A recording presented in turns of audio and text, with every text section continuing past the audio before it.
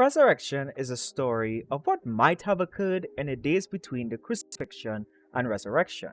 What we know for sure is that there is a place after death where the righteous and unrighteous are held. We know that the ancient biblical figures are in paradise with Abraham.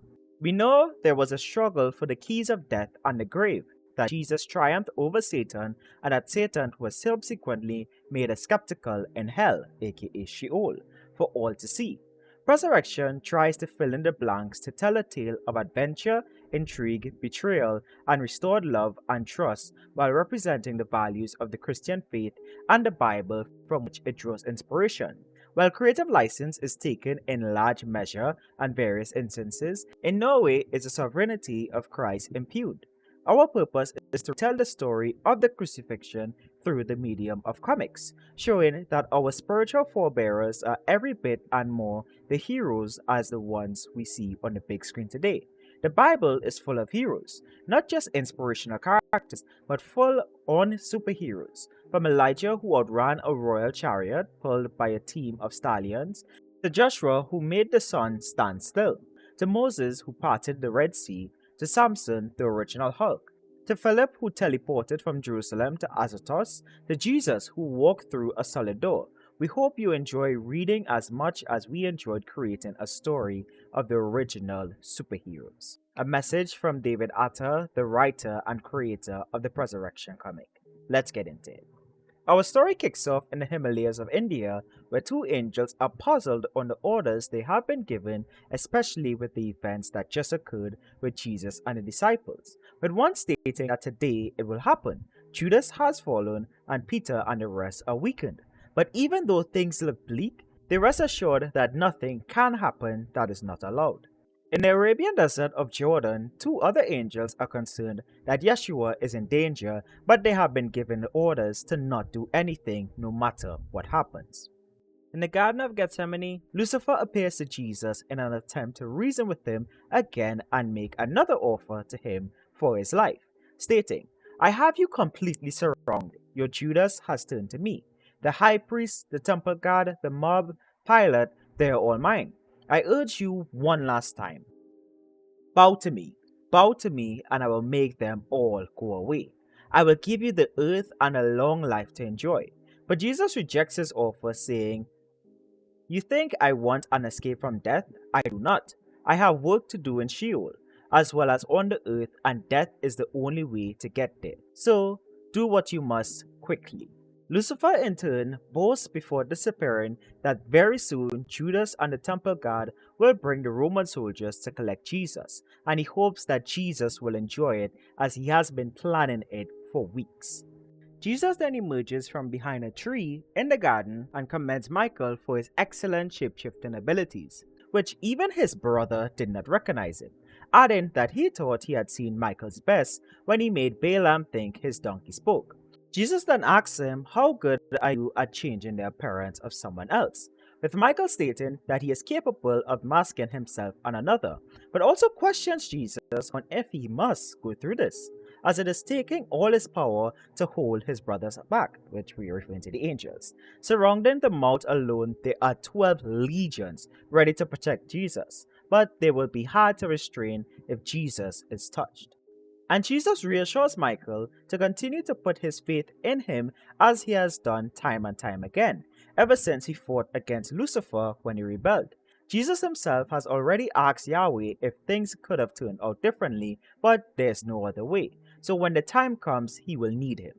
At the Temple of David, Satan and Baal are still puzzled on why Jesus is so confident and sure of himself, pondering on if he could very well be the one that fulfills the prophecy, which in turn will mean killing him is giving him exactly what he would want. But Baal reassures him that Jesus is just another fake prophet who has found a way to do great miracles, and like all the other prophets, he will die and stay dead if they kill him. Plus, even if he is the one, the earth is their kingdom and they almost won heaven even when they were outmatched. So if Yahweh has truly inherited a human body, this will be the best chance to claim their revenge. And by the sound of that, Satan agrees and decides that they should head to Sheol and meet Abaddon. At the court, Pontius Pilate is presiding judgment over two shepherds whose names were Gistas and Dismas. Gistas attacked one of the soldiers when they attempted to take Dismas's last sheep. Fearing that if Gistas was brazen enough to attack his soldier, if Pilate was to let him go, he very well will do it again and probably even kill one of them. So Pilate decides that the best course of action will be to flog Dismas and let Gistas be crucified. But Dismas pleads that Pilate flog both of them, as Gistas, who is his uncle, is the only family he has left. So Pilate responds to Gistas, "Barely an hour ago I sentenced an innocent man to death and let a murderer go free. This Gistas would have killed my soldier if he had the chance. No more murderers will go free today, neither will their friends. Crucify them both alongside that Rabbi Jesus." At Abaddon's palace in Sheol, Lucifer and Baal can't help but notice how mighty Abaddon's domain has grown. But they also ponder on whether they will even be able to get Abaddon to join them, as he has rejected Lucifer's authority ever since they were cast down, which the decision of following Lucifer is one that Abaddon greatly regrets. When they come face to face with Abaddon, they inform him that they are here to help him, especially given the fact that Lazarus, a human soul, recently passed through Sheol and returned to the human realm. Lucifer then warns Abaddon that a mighty sorcerer who was able to pluck Lazarus' soul from Abaddon's hands has boasted that he is coming to challenge Abaddon, who states that such a feat is impossible, but he will keep watch for said sorcerer. Elsewhere, the angels have grown wary and began to question Michael on his orders to not engage, especially with the fact that Jesus is now hanging on the cross and is about to be killed by human hands. But Michael encourages them to trust in the plan to the end. In Jerusalem, Satan and Baal watch on as Jesus, Dismas, and Gistas are crucified. But what is still puzzling them is the fact that none of the angels have come in to aid Jesus. On the cross alongside Jesus, Gistas curses him while Dismas tells him not to do so, as Jesus is the Messiah. And because of Dismas' profession, Jesus promises him that he will be with him in paradise. Sometime after, Jesus' side is pierced and he dies, but is awakened in Sheol to the reinforcements of Michael, Raphael, Ariel, and Gabriel, who urge Jesus that they need to get into paradise, as Abaddon plans to hold him in Sheol. But before they leave, Jesus heads over to find Dismas in order to fulfill his promise to him that he made on the cross, which gave Abaddon enough time to catch up to them, fully prepared for a fight, striking Michael. But instead of fighting straight on, Jesus, Dismas, and the angels are teleported away. Lucifer proceeds to taunt Abaddon, saying, "It seems the sorcerer is mightier than you," which pisses Abaddon off, who picks Lucifer up by the neck, but tells him, "Do not take out your anger on me. I warned you of the sorcerer, but I can help you," as Lucifer has a plan that will require Gistas, the man left behind. And Abaddon gives in to Lucifer's supposed plan. But when Lucifer is asked by Baal, "What are you going to do?" his response is, "I'm not sure yet." In paradise, the angels rush an injured Michael to the healing room, passing quickly and greeting Abraham. But when Abraham meets Jesus, he kneels before him and says, "My Lord Jesus, we have long awaited for this day." Finally, Lucifer's hand is stilled and his work destroyed, although you had to pay a terrible price. Jesus, however, instructs him to rise and informs him that the plan is not yet complete, and asks him if he knows the whereabouts of Moses and Elijah. But all Abraham knows is that they have passed through a few days ago on their way to see Yahweh and have not yet returned. Therefore, Jesus decides they shall wait for them then. Back at Sheol, Gistas is being interrogated by Baal for answers as to why Dismas was taken with Jesus but not him. But Gistas knows nothing, so Lucifer instead instructs Baal to bring Bezel, the crafter, to him, as he has some questions to ask him, with the first question being, "What do you know about the armbands that human souls wear?" Bezel explains that the armband is an amalgam of their deeds while alive, a consolence of their motives, thoughts, and acts.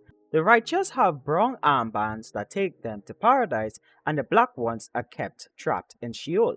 Lucifer then asks him, how is it that a soul with black armbands was taken to paradise just now with Jesus? And Bezel explains that it could only mean one thing, that the prophecies are true and Jesus is divine. Only those with white armbands can reconfigure black armbands and grant them access to higher dimensions.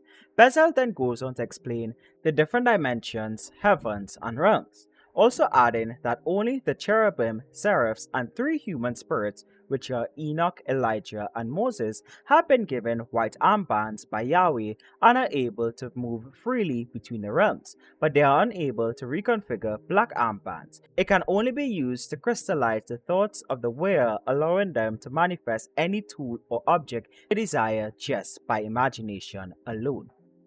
Hearing all of this, Lucifer asks Bezel how does he know all of this, to which Bezel responds that before the rebellion, he was one of the 7,000 crafters that assisted in the creation of the realms. Lucifer then assures him that if he follows his commands and works with him, he will restore Bezel back to his former glory. Lucifer then asks Bezel to help him create something that would allow him to send a message across the realms. In paradise, one of the angels shows Dismas his living quarters, and he is amazed but also quite puzzled as to why he feels tired in paradise. And the angel then explains that one could get tired as a spirit. The only thing they can't do is die. Dismas then goes on to ask if Michael will be alright, and the angel explains that the injuries they receive are not permanent. But Michael's injuries this time around is pretty bad, as this was the first time they ever encountered Abaddon. Another angel then comes and alerts them that Moses and Elijah have returned and it is time for them to go. In Sheol once more, Bezel has crafted a device that would allow Lucifer to speak into the mind of Dismas in paradise, instructing Gistas that if he wants revenge on those who abandon him, he will say exactly as Lucifer tells him to say.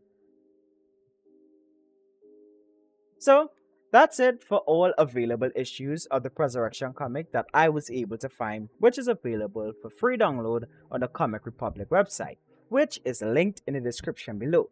So now, let's put this what-if story about the resurrection of Jesus Christ on our Christian fiction judgment scale. For the story, I'll give all 3 issues a 3 out of 5. I did quite like the flow of the story and the plot points they were setting up, but there wasn't anything that blew me away per se. The struggle of the angels in trusting Michael and the Lord's command, Satan and Baal's contemplation on whether Jesus truly is the one, the trip to Sheol to warn Abaddon and then bargaining with him, and the setup of a great coming battle as well as the way they fleshed out their lore with Bezel all flow together well in an easy to follow and quite enjoyable way. Though, when compared to most of the comics I covered on the channel, these books were the shortest I have covered yet, as the PDFs for issues 1 and 2 are 18 pages long, but there are only 9 pages of actual story and 9 pages of pinups and ads. While issue 0 is 25 pages long but has only 9 pages of actual story and 16 pages of pinups, ads, ketchup style paragraphs, and the message that I read at the beginning of the video from the author on what the Pressurection comic is about. So there isn't much story to really judge in that regard. When it comes to artwork and creativity, on our scale where we compare comic panel artwork to comic panel artwork, this is honestly a solid 5 out of 5. I mean, I think they put way more time into the artwork than the story, which is why there are more pinups than story in each issue of the PDF. And I cannot deny the artwork is fire. The pinup for Eve, who is yet to appear in the story, legit is an art reference for one of the main characters in my own comic series that I am working on that is currently in the early concept phase. The full cast pinup is also pretty cool, and there's nothing I can knock or complain about when it comes to the artwork of the comic. But the theological basis though, which is our next category, is a 2 out of 5, probably even a 1 out of 5 at best. We'll go with a 1.5 out of 5 because, man, this comic went too far into the deep end when it comes to creative license. And the funny thing about it is that there are some instances where I was rocking with it and was quite enjoying it. Until I reread the comic when I was getting ready to script the video, and the best way I could express how I felt is why. Like, I have covered a lot of sci fi and heavily Marvel and DC inspired Christian themed comics on this channel, and I personally like my Christian fiction to push as far as possible in the direction of creativity once it is done within reason and holds a sensible theological viewpoint. So, angels emerging out of a portal to heaven created by a cult whose goal is to get to heaven without God. I love that comic series. It's one of my favorite from one of my favorite authors who we had on the most recent episode of the podcast, Evan David. Be sure to check that out if you haven't. John the Apostle leading a superhero team to fight against the premature rise of the Antichrist, with the main premise of the story being anchored on a fictional take of John 21, verse 23, as well as the end times. We are currently 24 issues deep into that series, and I was even allowed to create a cameo character. A story that a commenter stated that they summarize it as, this is what it would look like if the Thundercats got right with Jesus. I saw a young warrior. Who did you see? The spirit of the Almighty was with him. I will not lose my throne. Dominion is mine. I am king. I am Saul! Is on my list of comics to cover this year. I'm the kind of guy who has compiled a Word document on how I will turn various events and metaphorical passages in the Bible into abilities for spiritual warfare based hack and slash action role playing game that I am currently in the process of developing one of the first iterations of the game to release, hopefully for holidays this year or sometime next year. But Jesus needing Michael to shapeshift and pretend to be him to speak to Satan in the Garden of Gethsemane the night before he was crucified. Why? Like, seriously, why? The plot point made no sense to me as to why that was even needed. The conversation between Satan and Jesus in the Garden of Gethsemane, I would let pass, even though the scripture does not state such a thing happened, but this is like a what if story after all. And the scripture does say in Luke 22 verse 43 that God did send an angel to strengthen Jesus. So I understand why he chose to have Michael in the story like that. But why the shapeshift plot point, which nothing was done with it in the 3 issues, unless I missed something where Michael shapeshifting into Jesus was a crucial aspect of the story, because it made no sense. It added nothing. Then there is the law explanation of Bezer. Like, I like the whole Abaddon, Lucifer, Baal back and forth. In my opinion, that was a pretty cool creative take, because I mean, demons, like, when you think about like spiritual warfare and demons and how it is, like, at least according to how it is mentioned in the Bible with Abaddon and Lucifer, and you name the ones that were given names, which I think is only Abaddon, Lucifer, and Baal were given names. You could see how this creative take that they did on it is plausible. But Bezos' explanation on the 7 realms, the black band, the brown band, the white band, lost me completely. Then Lucifer needing, I guess, Bezer, who is a demon, to create a special device in Sheol that has the ability to send a conscious message to somebody in paradise. Why? And I know creative license has been a hot topic in Christian entertainment, in the Christian entertainment space, especially when you talk about things like The Chosen or VeggieTales or C.S. Lewis and Chronicles of Narnia and Tolkien and Lord of the Rings and being inspired by this thing, and therefore it's not Christian and everything. I know creative license is a hot topic in Christian entertainment, and I do believe that that's a good thing that it's a hot topic, because I think everything should be done within reason. Like, within reason. Like, there are folks that, I don't know, like, it's a sin to enjoy any form of entertainment, or the perspective that because of the second commandment, it's a sin and going against the commandment to make Christian themed entertainment with angels and demons and those kind of stuff. Like, I don't know. I don't want to go too deep down into that. I don't hold that perspective. I like to see Jesus portrayed in various forms of fictional media, and I love to see fictional, like, Christian themed entertainment takes on various biblical related stuff. But everything has to be done within checks and bounds and within reason, so that folks don't go venturing into some Galatians 1:8 territory or rewriting the Bible for the sake of creativity and being imaginative. And this comic, though the concept sounds outlandish, honestly could have worked really well from the what if perspective of the resurrection. Even with the fact that Dismas and Gistus, according to various theological sources, are derived from pseudo-graphical writings, if it was just for the purpose of giving a name to the faces seen in the story, I think it could have worked. But the whole geezer needing to create a device so that they can speak to each other and whatnot, they just lean too far into the what if question, and I really don't know how they plan to even bring it back on track, or if it's just going to continue to venture further and further away. Because I don't even know if this comic is still in production, as it has been almost 3 years since issue 2 came out in 2021, and I'm very curious as to how they were going to implement Samson, Eve, and Moses to fight alongside Jesus in a battle that I think will be based on Colossians 2 verse 15. You know what? That would have been a theological minefield that I would have had a field day with. So, let's just leave it at that. I just feel like the comic ventured too far into the what if territory. It had there was a solid foundation that it could have continued to toy with. The abandoned Lucifer and Baal aspects I find were pretty cool. Even some of the aspects with the angels, like wondering, you're like, Michael, what's going on? Like Jesus being crucified and etc. I like all of those elements. I don't think any of those elements was really twisting scripture or anything. It was more so reading into the lines.